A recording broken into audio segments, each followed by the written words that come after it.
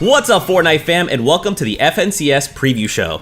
With the finals right around the corner, we figured we'd get together and talk about which duos you should be keeping an eye out on in the finals on the FNCS on April 17th through the 19th.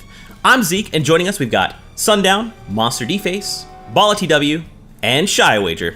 Alright gentlemen, we're going to be talking about some duos to watch. Now let's not forget, there are two separate tournament tracks, one for PC and one for console and mobile. So, when you guys are talking about your duo, let's talk about the region and track before diving into why we should be keeping an eye on them. Sundown, let's start with you. Cool, so we're going to kick it off over in Asia, and we're going to take a look at Crazy Raccoons, Ruri, and Rizard.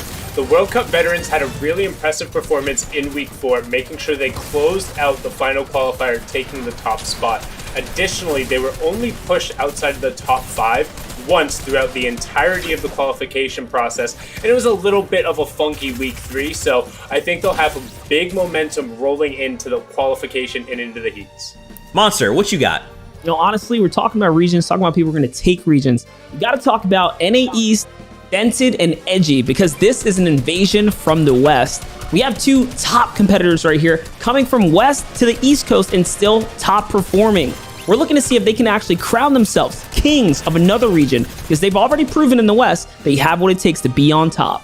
I think that's a solid pick, because one of the favorite stats I saw throughout all the weeks was that they were the only team to have scored a single point in every single game, which is 24. But I have to mention Jack and Acorn, because they have the most wins, slightly ahead of Scented and Edgy out of any team in the Sunday Finals, and they really come out of the blue as one of those new teams this season. Now, I myself also think Scented and Edgy are going to be on top, but because of that, I have to predict an upset. Cease and Bizzle have been the sleeper duo, top 10 multiple weeks in a row, just waiting and watching for those grand finals. I think this is going to be their time. They're one of those big veteran duos that know how to play in high-pressure environments. Also, had a shower thought. Unknown and Ronaldo, kind of the most aggressive people possibly in the world, could have a nice chance at the top spot as well. Balla, what do you think? I think we're going to move to Brazil, and my prediction for the PC track rides on the accolades and performance so far from Leleo and Master. Leleo is no stranger to first places. He won the first Champion Series in trios and then placed second in squads. Now teaming up with Master, they've created a force to be reckoned with. Leleo has come a long way from his W key madness during World Cup qualifiers and managed to combine that with a more stable and consistent endgame push to himself up to the top of the BR Series points leaderboard. In weeks 3 and 4 of the FNCS qualifiers, they placed third both times. For me, the key for them will be converting on wins, in addition to staying consistent with elims every game. If they can do that, it should be an easy ride to the top. I think that duo is definitely one of the top 3 to keep an eye on in Brazil, but I also want to talk about Sheko22, FKL History, VKS Polga, and then Moja.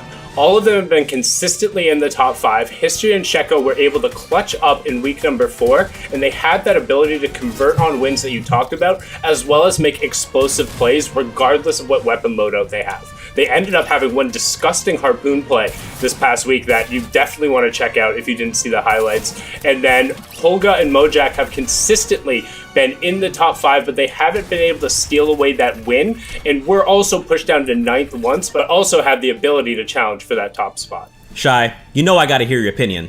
I mean, let's just put OCE into the limelight. I've always had two lucky numbers, 3 and 7, and Volks and Carrion have only placed 3rd or 7th place in every single week of these qualifiers and have these two words associated with them: ramping potential. Every time these guys are alive, the longer they survive, the more chance they have to pop off and get huge clutches, huge synergistic performances. It is a beauty to watch, and now they're going to be on that big heat and final stage, hopefully as well, where they just knock it straight home. These guys are definitely taking away the entire competition. Now, Zeke, you're always asking us about our thoughts. What are some of yours for this season of the FNCS? Oh, okay. Leaning on Zeke. All right, so let's talk about ME. I've got Took and Dexified over on PC. I've been a big fan of ME for quite a while. I think there's a lot of talent there and still much to discover. Now, Tooks and Dexified, they actually come from a squad background where they've had to learn teamwork through and through, and now they're playing duos, and you can see a lot of that teamwork shine in their play. They've managed to place well in the FNCS, taking 2nd in week 2 and 1st in week 3. In week 4, I mean, look, they placed 5th, and they still had a pretty well-rounded performance, but still top 10 performance we're looking at. I appreciate their play quite a bit. Even when they can't make the placements they're looking to make, they still pick up points via eliminations. And I think though they're doing very well, I think there's still some room for improvement, and if they work out a few of those kings, I think these guys could be really big deal out in ME.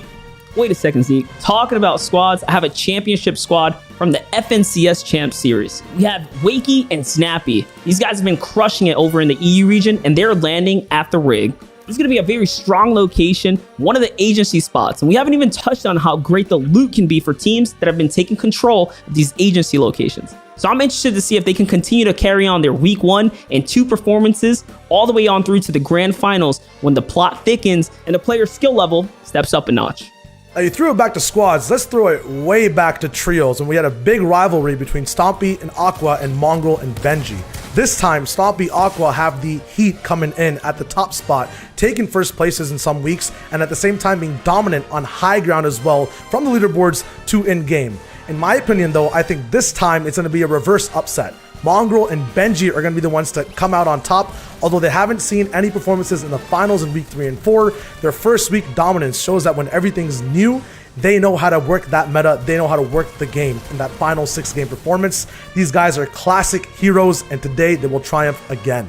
The thing that you guys are missing, though, is drop spots, and that's all that we've seen throughout the 4 weeks of EU, how important that is. Nappy and Wakey have struggled in the last 2 weeks against Letwick and Kiriachi pushing out of Slurpy Swamps onto the rig. Whereas on the other side of the map, Stompy and Aqua have the Grotto for free, and they're not really being even contested in any shape or form. So sure, they might have an off week or 2 during Sunday finals, but I can't imagine them being off for the grand finals, because these guys are the trios winners. And you pair them with a strong spot like the Grotto, and you give Aqua a Brutus minigun, they'll dominate, as we saw week after week. Let's talk about NA West PC. Let's go over to Sundown. So the first team I want to call out in NA West is 100 Thieves Arkham and Andrew.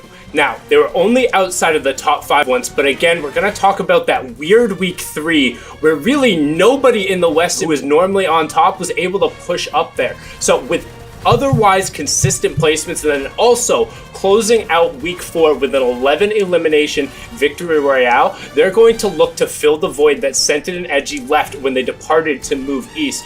But also challenging them is another 100 Thieves member, Rex, paired up with NRG Epic Whale, who has also added the RR on the end of his name and also dropped his shotgun and his keyboard and mouse and picked up a controller and taking that drum gun and pushing into everyone's box. The question is, can he be successful in a lobby with the 100 of the best players when all the pressure is on the line? They were the ones to win week 4. Speaking of NA West, let's talk about console, and we gotta talk about Talon Ruben and Talon Drew. These guys have been performing extremely well. 2 back-to-back first place performances in NA West, 63 points and 60 respectively. They both appear to be relatively new on the scene, at least from like what I can see, but they're already on a team and they're putting up huge numbers. These two have a really solid balance of like eliminations and placement. What I really love about these guys is their in-your-face playstyle. They're so aggressive, and once they lock onto a target, they'll bull rush them until they take them down. They aren't afraid to push for high ground or disengage a bad fight, but they're always ready to strike when an opportunity presents itself. Keeping it with the console track, on the other side of the coast, I have to give it to Nut and Twexy, who have had consistent performances week after week, and appear to be peaking as we approach the season finals. A 2nd place with 2 victory royales in week 4 Sunday finals, and a 9th place in the weekend prior, these guys look to be reaching the form that they had in their week 1 dominating performance. And that's what it's all about, is making sure that seasonal finals, they have the best form yet. I think they can do it with their vast experience playing together as a duo, dating all the way back to the World Cup qualifiers where they started turning heads. Experience and chemistry will make the difference in the grand finals, and I believe that they will thrive.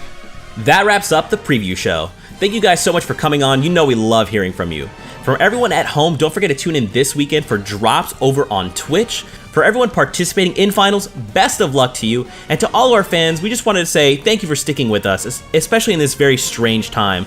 Please keep yourself safe and just know we love and appreciate all of you. And as always, Fortnite fam, we'll see you guys on the battle bus. Beep beep.